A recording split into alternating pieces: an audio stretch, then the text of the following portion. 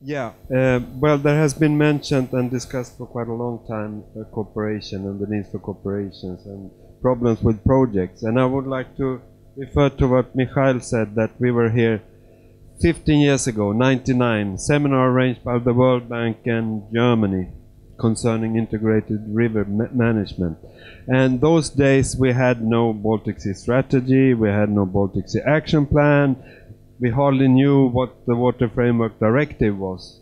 Today we have all these tools, and still there is a lack of coordination, progress, etc., etc. So I think we still have a long way to go. I would refer to what happened at the last HELCOM Ministerial Meeting. From our perspective, remember, we are an environmental NGO. There was definitely several steps back as we see it. We have definitely problems in all countries, more or less, with cooperation between ministers of environment and agriculture and ministers of environment and trade, transport, whatever. We have binding requirements from the directives. I mean, the Commission whip will hit us all if we don't fulfill the requirements. And as has been mentioned now, we have had a lot of different projects financed by Interreg, for instance, Deal, Compass, Manure. We have had this conference, Greener Agriculture for Blue Sea, which is seen as everyone, I think, as a main success. Last time it was in Helsinki, the year before in Copenhagen.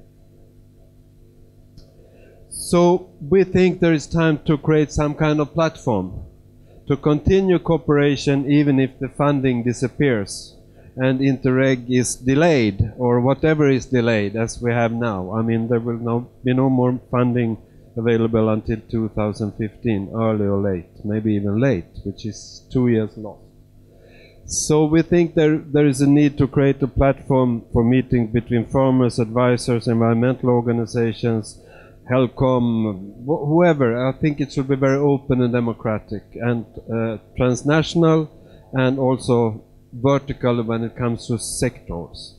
And I think we have to relate ourselves to the more overarching strategy, the Baltic Sea strategy, where environment is a crucial thing, maybe has been the strongest leg, most concrete leg in the Baltic Sea strategy, but what will happen in the future is not certain. So we should see ourselves as a part of the Baltic Sea strategy to have a very strong Baltic region from different perspectives. So this is just an example of what has been going on.